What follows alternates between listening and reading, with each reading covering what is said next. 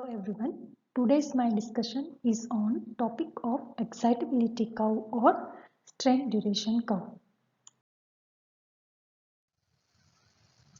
Learning objective of this topic are: what are the properties of skeletal muscle, define stimulus, what are the types of stimulus, then what are the qualities of stimulus, then define rheobase, chronaxie and utilization time, and what is the importance, clinical importance to measure the chronaxie.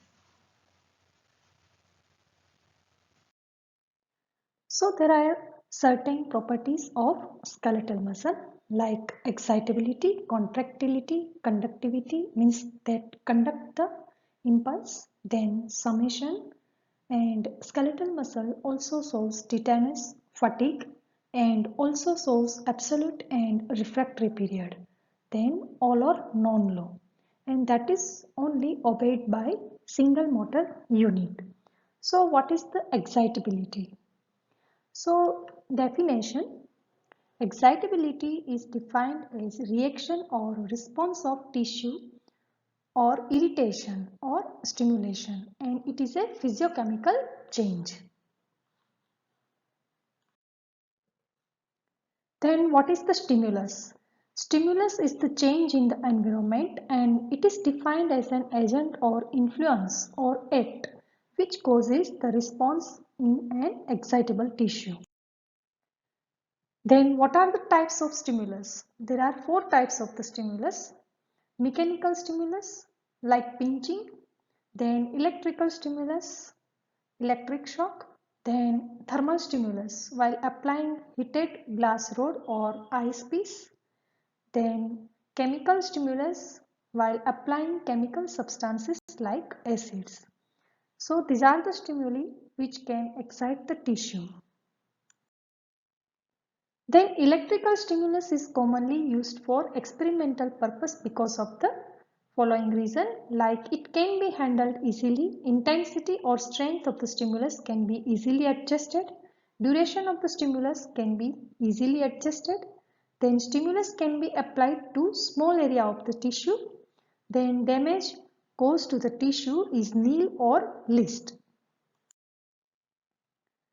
Then what are the qualities of stimulus?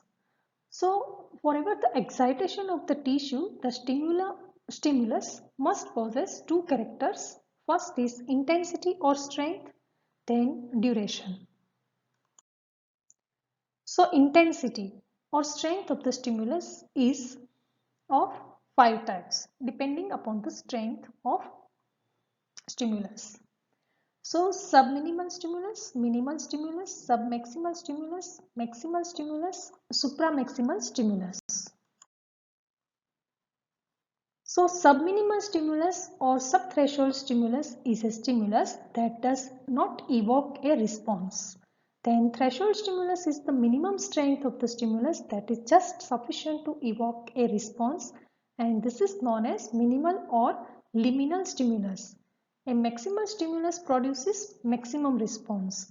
A supramaximal stimulus is stronger than the maximal stimulus but does not change the magnitude of the contraction after reaching a peak. Then duration.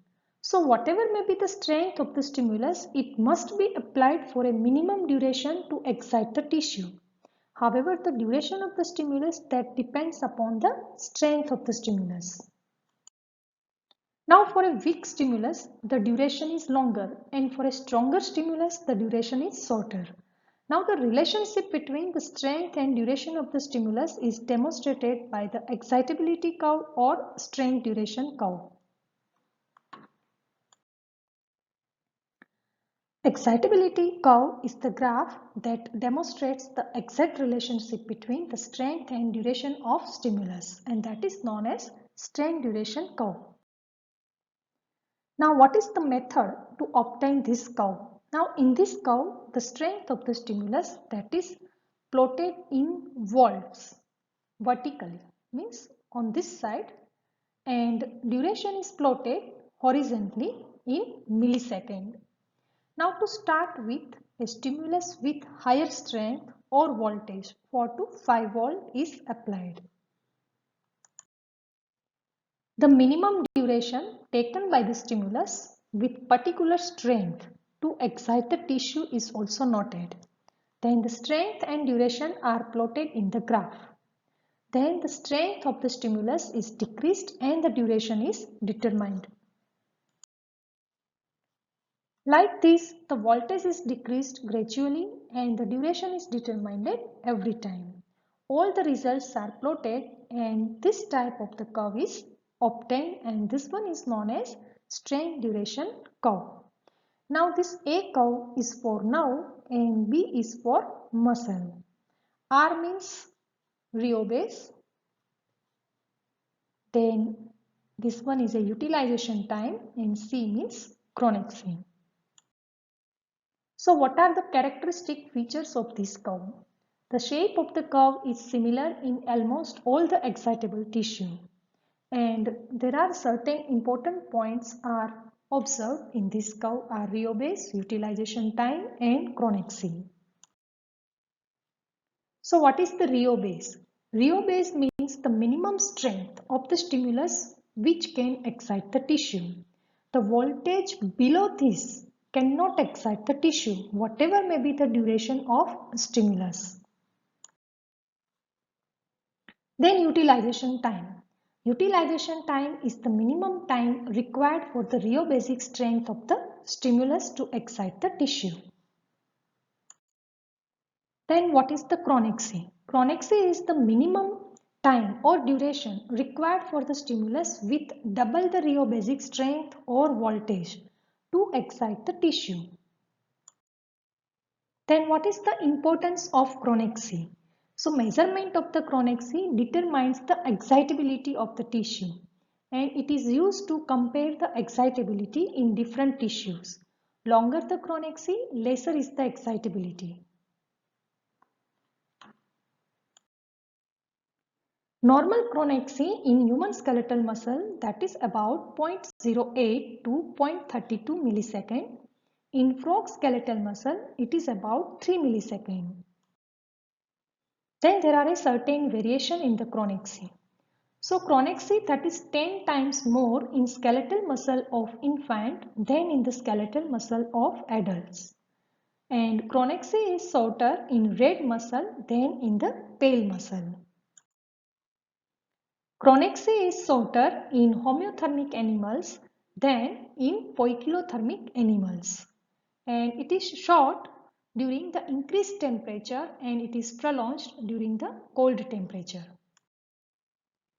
And chronaxie is longer in paralyzed muscle than in the normal muscle. And chronaxie, that is prolonged gradually during the progressive neural disease. Now the plotting of the strength duration curve has significance in certain situations like in nerve injury. Following an injury, the affected nerve fiber becomes inexcitable after a few days. If only most excitable fibers get injured, then the strength duration curve will represent the response of only intact, less excitable fibers. If there is a complete injury to the motor nerve, then all the fibers completely degenerate. And in this situation, denervated muscle will respond only on direct stimulation. When denervated muscle fibers completely degenerate, then no response will be obtained on direct stimulation. Now on resuturing the nerve, if motor nerve fibers regenerate later, then the strength duration curve gradually returns to normal. If the motor neurons are destroyed, then no regeneration occurs and therefore no recovery can occur and functional loss is purely motor. Thank you.